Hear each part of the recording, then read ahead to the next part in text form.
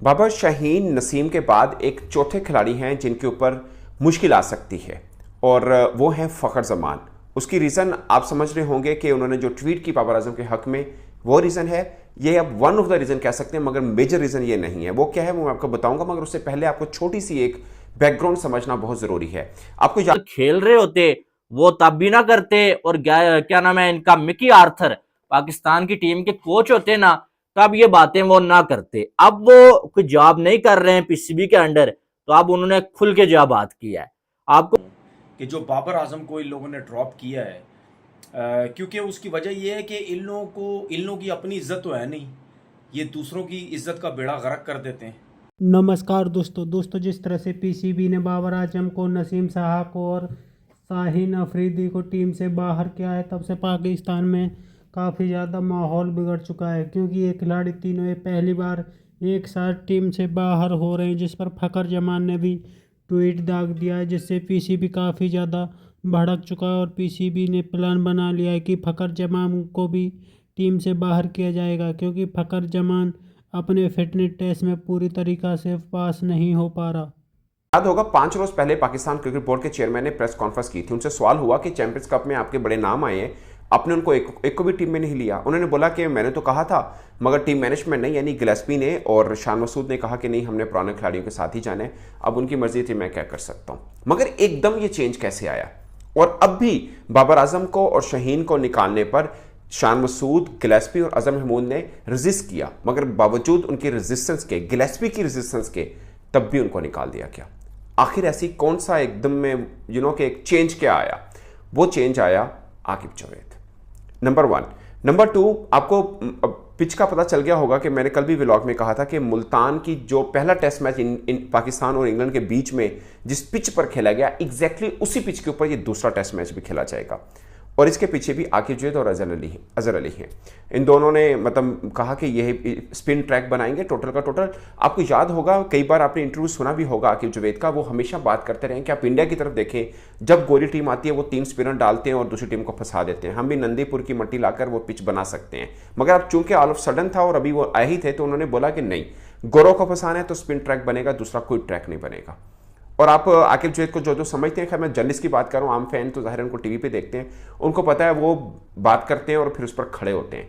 आप एक तरह समझ लीजिए फैसला अच्छा या बुरा तो बाद की बात है, या टाइम विल डिसाइड कि कौन सा ठीक था, बट वो खड़े जरूर होते हैं उस फैसले के ऊपर, और फिर वो कहते हैं कि हाँ मेरा फैसला और ये ठीक है, मतलब मेरे मुताबिक ये फैसला ठीक है, उस तरह से वो चलते हैं।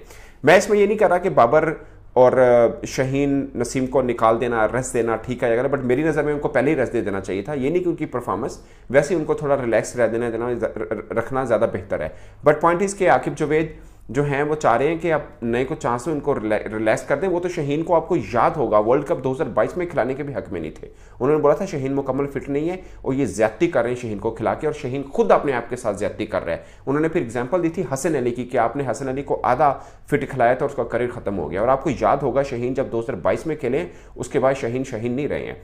तो खैर ये सारा जो एक जिसे बोल सकते हैं आप ब्रेव डिसीजन या सडन डिसीजन या सरप्राइज डिसीजन जो है, ये बेसिकली इसके पीछे आकिब जावेद है। ये मैं आपको 2-3 जो चीज़ें बता रहा हूं, वो इसमें मैंने शाहीन का जिक्र एक खास किया है। आपको याद होगा जो शाहीन अफरीदी को कप्तानी की पूरी कंपेन एक चली थी, वो सबसे पहले इनिशिएट आकिब जावेद ने की थी। जब शाहीन कलंदर्स के कप्तान हुआ करते थे और आकिब जावेद बड़ा एडवोकेट करते थे कि यार इस बंदे में सब कुछ है कप्तानी वाला, मगर अब वही आकिब जावेद उस सिलेक्शन कमेटी के एक तरह से चीफ सिलेक्टर हैं, और उनके डिसीजन में हुआ कि शाहीन को रेस्ट भी दे रहे हैं वो। ठीक है, अब ये शाहीन और आकिब जावेद का ताल्लुक मैंने आपको क्यों बोला, उसके पीछे बात है फ़खर जमान की। अब मैं ये बात फ़खर जमान की इसलिए कर रहा हूं कि 2 दिन पहले, जिस दिन वो अनाउंसमेंट हुई ना पाकिस्तान क्रिकेट बोर्ड की तरफ से आकिब जावेद की सिलेक्शन कमेटी के अंदर, उससे एक दिन पहले एक टीवी चैनल पर बैठकर आकिब जावेद ने कहा कि फ़खर जमान को पाकिस्तान व्हाइट बॉल टीम का कप्तान होना चाहिए। आकिब जावेद ने कहा। मगर जब वो सिलेक्शन कमेटी में गए, एक चीज का उनको अंदाजा हुआ, और अब जो पूरी सिलेक्शन कमेटी है, मैं ये नहीं कह रहा कि अब आकिब जावेद, अब फ़खर जमान के मामले पर जो सिलेक्शन कमेटी है मैं उसका जिक्र कर रहा हूं, वो ये चाह रही है एट द मोमेंट जब मैं आपसे बात कर रहा हूं, अभी तक जो सेंट्रल कॉन्ट्रैक्ट डिसाइड हुआ है उसमें फ़खर जमान का नाम नहीं है। अब जब मैं आपसे बात कर रहा हूं अभी तक नहीं है, उसकी रीजन मैं आपको बताता हूं। 2 रीजन है एक्चुअली में।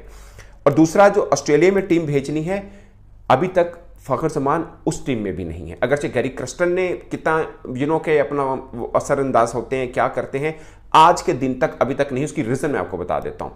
और इसके अलावा सेंट्रल कॉन्ट्रैक्ट के अंदर 2 और अहम पिलर पाकिस्तान क्रिकेट के वो भी नहीं हैं। उनमें एक इमामुल हक है और उनमें एक उस्साम आमिर है। अब तक के सेंट्रल कॉन्ट्रैक्ट में ये 3 खिलाड़ी भी नहीं है, ये 2 नहीं है, मैं आपको बाद में बताऊंगा। पहले फ़खर जमान की कहानी को निपटा लेते हैं। फ़खर जमान ने जो ट्वीट किया उसके ऊपर सिलेक्शन कमेटी थोड़ी नाराज जरूर हुई है, मगर सिलेक्शन कमेटी जो समझ रही है या पाकिस्तान क्रिकेट बोर्ड जो समझ रहा है वो मैं आपको बता देता हूँ।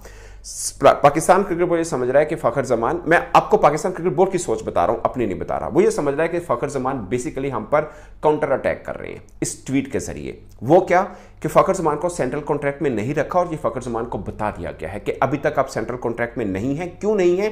क्योंकि उन्होंने फिटनेस टेस्ट 2 दफ़ा दिया और दोनों दफ़ा वो पास नहीं हो। बहुत अरसे से हम कह रहे हैं कि यार बाबर आजम को रेस्ट करवाएं, बाबर आजम को रेस्ट करवाएं। अगर जिम्बाब्वे की सीरीज़ है या बांग्लादेश की सीरीज़ है या कोई सी भी हल्की टीम है, उसको रेस्ट करवाया जाए। आज उसको रेस्ट करवाया है या आज उसको ड्रॉप किया है। दुनिया का मतलब पाकिस्तान दुनियाई क्रिकेट का सबसे गंदा और थर्ड क्लास ये डिसीजन लिया गया है, उसको ड्रॉप किया गया है, उसकी बेइज्जती करवाई गई है। क्योंकि किसी भी टीम का जो सबसे बड़ा प्लेयर होता है ना, अगर आप उसके साथ इस तरीके का सलूक करेंगे ना तो उसकी बेइज्जती होगी। अब मैं आपको बताता हूँ तरीक़ेकार क्या होना चाहिए। मैंने ये जितनी भी आपसे बात की है, इसका मतलब मेरा ये नहीं है कि बाबर आजम को आपने क्यों टीम से निकाला है। मेरा मतलब ये है कि तरीक़ेकार क्या होना चाहिए, जिस तरह और कंट्रीज़ में होता है। आपने देखा है ना कि ये सिलसिला हमारे मुल्क में कब से चलता हुआ आ रहा है। हमारा कोई भी कप्तान बनता है, आप उसको जलील करके निकालते हैं। हमारा कोई भी सिलेक्टर, कोई भी कोच जो भी होता, हम उसको जलील करके निकालते हैं।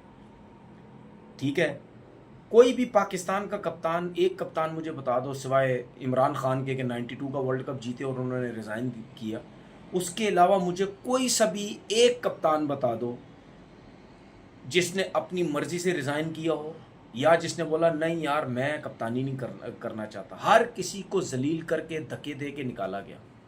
या कोई प्लेयर, कोई भी प्लेयर जो सीनियर प्लेयर बहुत अरसे से खेल रहा हो और वो नहीं रिटायर होना चाह रहा, ठीक है, उसको भी धक्के दे के उसको भी जलील करके निकाला गया। उसकी रीज़न क्या है और ये कब से चलता हुआ आ रहा है? उसकी रीज़न ये है क्योंकि आपके लोग क्रिकेट बोर्ड में ऐसे आ जाते हैं जिनको क्रिकेटर्स की रिस्पेक्ट करने का पता नहीं, क्योंकि वो खुद कभी खेले नहीं। क्रिकेटर्स की इज्जत उनको करनी नहीं आती। उनको इतनी समझ नहीं है कि यार किस तरीके से प्लेयर्स के साथ हैंडल किया जाता है, किसको इज्जत देनी चाहिए, किसके साथ कैसा सलूक करना चाहिए, ये हमारे क्रिकेट बोर्ड में किसी को पता ही नहीं है। इसी वजह से जब कोई भी क्रिकेटर कप्तानी से हटाया जाता है या रिज़ाइन या रिटायरमेंट देता है, उसके बाद आप उसका एटीट्यूड, उसमें गुस्सा, ये सब कुछ आप बहुत देखते हैं। सही है, लेकिन बाहर की कंट्रीज में ऐसा नहीं होता है। आप देखें जब भी वो रिटायर होता है बड़े खुशी से होता है, जब भी वो कप्तानी से रिज़ाइन देता है या उसको हटाया जाता है बड़ा खुशी से होता है। आपके सामने अभी पैट कमिंस की इतनी बड़ी मिसाल है, वो 50 ओवर का वर्ल्ड कप जीता, T20 में मिचेल मार्श कप्तानी कर रहा है, तो उसको तो कोई प्रॉब्लम नहीं हुई ना। आपने उसके इंटरव्यू सुने ना, वहाँ के मीडिया की कोई बातें सुनी। हमारे यहाँ पे ये सिलसिला ही नहीं है। भाई आप क्यों नहीं किसी से, अभी जो ये 2 टेस्ट मैचेस के लिए जो बाबर आजम को रेस्ट करवाया गया है, अभी भी तो बाबर आजम माना है ना, ये नहीं माना। बाबर आजम के बारे में बोला जाता था, वो सुनता नहीं, वो बैठना नहीं चाहता, वो यूं नहीं करना चाहता, वो यूं नहीं करना चाहता। भाई अभी भी बैठा या नहीं बैठा? अब मुझसे ये कोई ना बोले कि जी उसकी फॉर्म अच्छी नहीं थी, ये नहीं था, वो नहीं था। नहीं, जिसकी देखे किसी भी टीम का जो भी प्लेयर है, जिसकी रेपुटेशन यहाँ इस लेवल पे चली जाती है ना, तो फिर आपको उसको और एक नॉर्मल प्लेयर को जो एवरेज प्लेयर टीम में खेल रहा होता है, इन दोनों को हैंडल करने का तरीका बड़ा मुख्तलिफ होता है।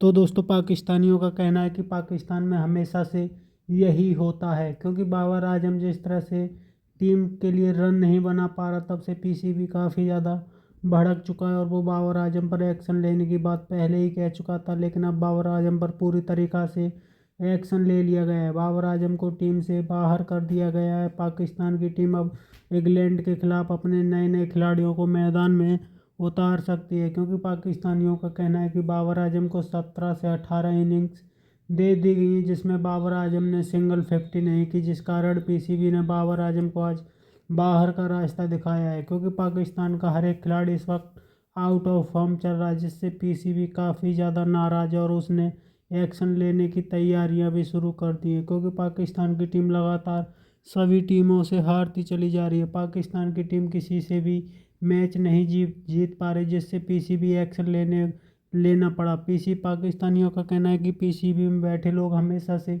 यही करते हैं, क्योंकि उनके लिए दूसरों की इज्जत मायने नहीं रखती, वो सिर्फ अपने मकसद के लिए सिलेक्शन कमेटी में आते हैं और अपने खिलाड़ियों को पूरी तरीक़ा से डाउन कर देते हैं। आपकी क्या राय कमेंट में जरूर शेयर करें। यदि आप चाहें अपने चैनल को सब्सक्राइब करें, वीडियो पसंद आए तो लाइक करें, कमेंट करें और शेयर करें। जय हिंद, वंदे मातरम।